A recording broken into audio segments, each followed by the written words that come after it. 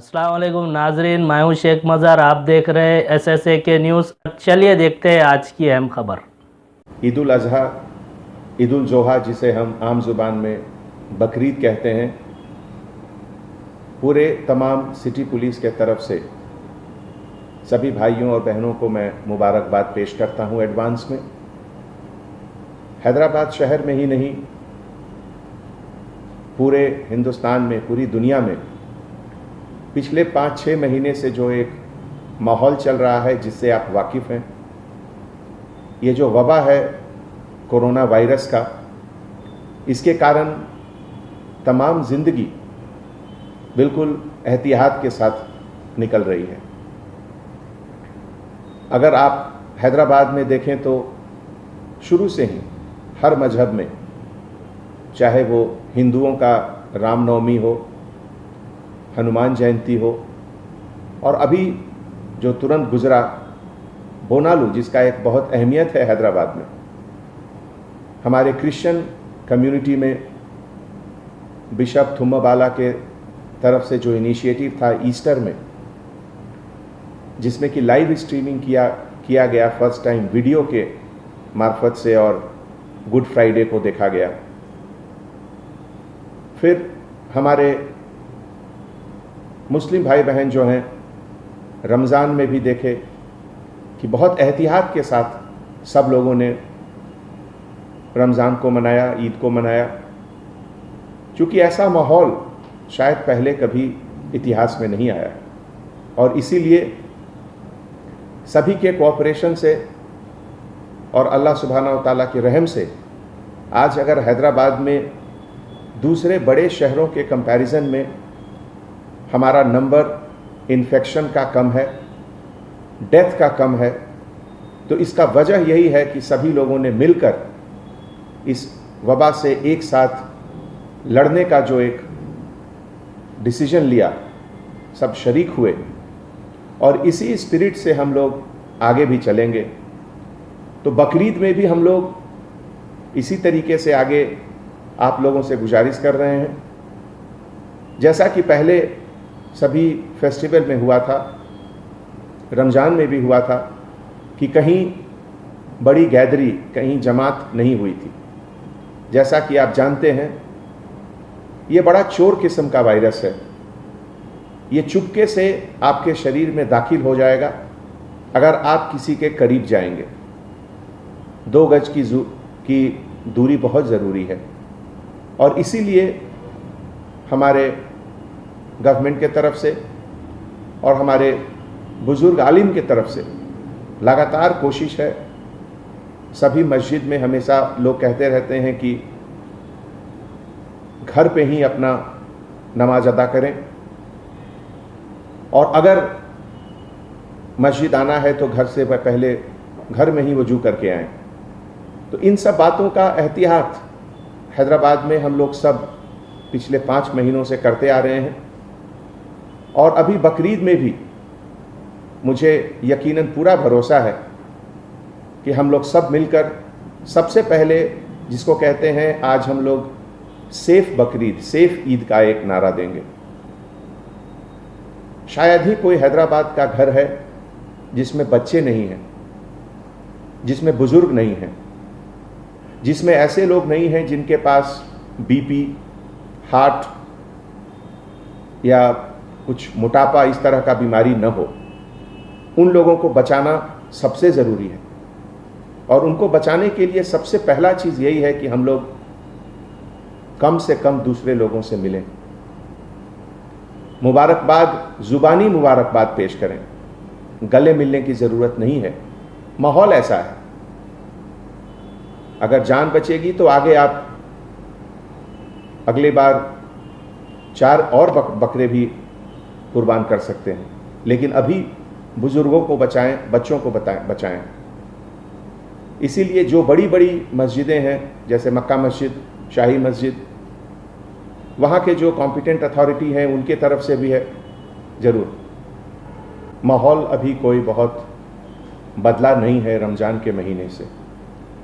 रमज़ान के महीने में अगर आप देखिए, total number of positive cases जो आए थे हैदराबाद में ही नहीं, तमाम हिंदुस्तान में उस महीने के कंपैरिजन में अभी नंबर्स ज़्यादा हैं, इन्फेक्शंस के नंबर भी ज़्यादा हैं और जिसके कारण डेथ के नंबर भी ज़्यादा हैं। तो ऐसे हालात में कहीं भी जमात का इकट्ठा होना बिल्कुल ठीक नहीं है।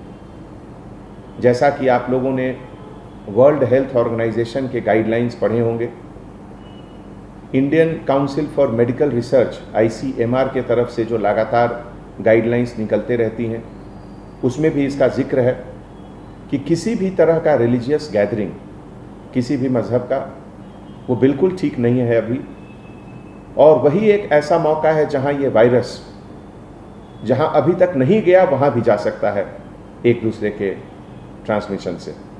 तो ऐसे माहौल में किसी भी तरह का गैदरिंग बाहर बिल्कुल उचित नहीं है। और मैं आप सबों से हाथ जोड़कर गुजारिश करता हूं कि आज की तारीख में अगर सबसे ज़रूरी चीज़ कुछ है तो आपका ज़िंदगी, आपका जीवन, आप स्वस्थ रहें, आप हेल्दी रहें, इससे ज़्यादा ज़रूरी कोई चीज़ नहीं है। और सिटी पुलिस के तरफ से मुझे बहुत खुशी होगी कि अगर आप सभी को ये समझाएं कि ऐसे मौके पे अभी जो एहतियात रमज़ान में सब लोगों ने दिखाए थे वही अभी बकरीद में भी रखें। कोरोना वबा से जो लोग इफ़ेक्टेड हुए और उसको हराकर, जिसको हम लोगों ने नाम दिया कोरोना कॉन्करर, कोरोना को हराकर जो वापस डिपार्टमेंट में दोबारा ड्यूटी शुरू किए, वो हमारे लिए सोर्स ऑफ इंस्पिरेशन है। उनका कॉन्फिडेंस हमारे लिए, हम सब के लिए एक मिसाल है।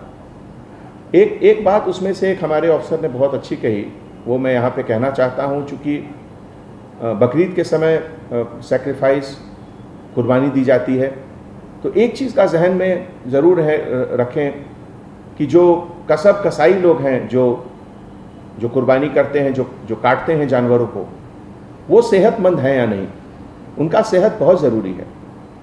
अगर वो खुद सेहतमंद नहीं है तो वहाँ से भी ये वबा दूसरे जगह फैलने की गुंजाइश रहती है। तो मैं आप सबसे गुजारिश करता हूँ कि जहाँ से भी आप लोग जा रहे हैं गोश्त लाने, एक बार उसका भी ध्यान रखें कि जो कसाई लोग हैं उनका हेल्थ बहुत ज़रूरी है पूरे सोसाइटी के लिए, बहुत बहुत ज़रूरी, बहुत सबक मिलता है। और आज की तारीख में उस कुर्बानी की अहमियत पहले से ज़्यादा है। आज सबसे पहले तो मुझे कुर्बानी देनी है अपने उन सभी आदतों की जिसके कारण ये कोरोना वायरस बढ़ सकता है।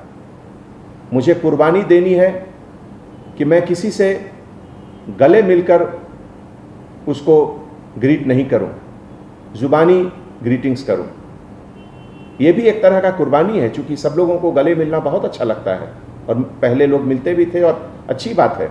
लेकिन अभी के माहौल में उसकी कुर्बानी देनी होगी, उससे अलग रहना होगा हम लोगों को। इसी तरीके से जो हमारे घर में जो बुजुर्ग हैं, किसी भी हालत में उनको बाहर नहीं आने देना है। जो छोटे बच्चे हैं उनको बाहर नहीं आने देना है। तो इन सब आदतों की कुर्बानी देनी है।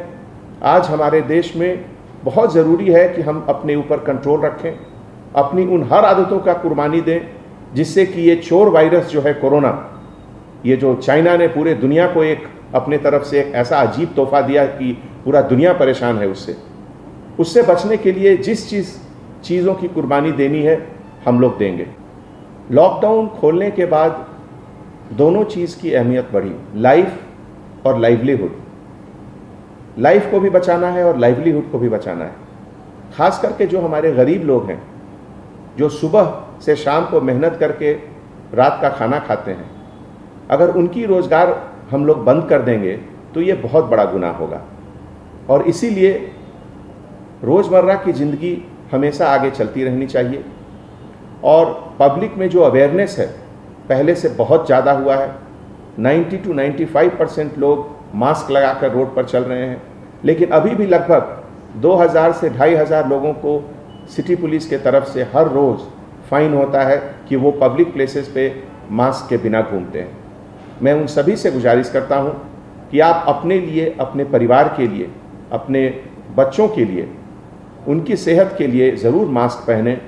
आप हेल्दी हो सकते हैं, लेकिन आप इस वायरस के कैरियर भी हो सकते हैं। हो सकता है कि आप में ये सिम्टम न दिखे, लेकिन आपके संपर्क में जो लोग आएंगे उनको ये जरूर इन्फेक्ट करेगा। इसीलिए नंबर अगर थोड़ा ऊपर जा रहा है या थोड़ा नीचे आ रहा है, उससे अपनी सावधानी में कमी नहीं होनी चाहिए, एहतियात ज़रूर बरतना चाहिए। कम से कम अभी मुझे लगता है कि 2 से 3 महीने तक तो बहुत ज़रूरी है कि हम लोग स्ट्रिक्टली फॉलो करें, इम्प्लीमेंट करें जो भी गवर्नमेंट की गाइडलाइंस है, ICMR की गाइडलाइंस है। सबसे पहले तो जो हमारे देश का जो कानून है, उस कानून के तहत जो भी प्रोहिबिटेड एनिमल्स हैं, जैसे काऊ, कैमल या इस तरह के जानवर जिनका एग्रीकल्चर में अभी तुरंत यूज़ हो रहा है, उनकी कुर्बानी न दी जाए। और जो भी लोग कुर्बानी दे रहे हैं, जो ज़बह कर रहे हैं, वो जो एक हाइजीन के तरीके से होता है, जो चाकू या जिससे कट कर रहे हैं, वो कहाँ से लाए, उसको अच्छे तरीके से सैनिटाइज ज़रूर कर लें। हर चीज़ का सैनिटाइजेशन करना बहुत ज़रूरी है। एक बहुत अच्छा सिलसिला है बकरीद में कि लोग गरीबों को देते हैं, अपने पड़ोसियों को देते हैं गोश्त। उसमें भी थोड़ा सावधानी बरतें कि अगर एक जगह से कहीं इन्फेक्टेड गोश्त बाहर निकल गया तो वो बहुत लोगों को इन्फेक्ट कर सकता है। इसीलिए हमने पहले गुजारिश की थी कि जो कसब लोग हैं उनका हेल्थ बहुत इम्पॉर्टेंट है, कि वो स्वस्थ हैं, वो कैसे हैं, और घर में जो भी लोग कटिंग कर रहे हैं उनका हाथ साफ रहना चाहिए।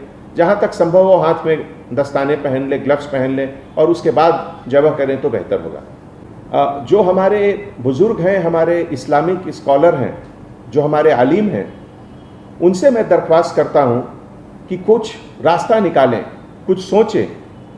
क्या 2 ईद की नमाज एक वक्त में हो सकती है क्या? इस तरह का कुछ सिलसिला अगर सोचकर वो कुछ निकालेंगे तो इसमें सबकी भलाई है, सभी के हेल्थ के लिए, सभी के ये वबा से बचने के लिए थोड़ा मदद मिलेगा। ये हमारी एक अपील है, हमारी गुजारिश है।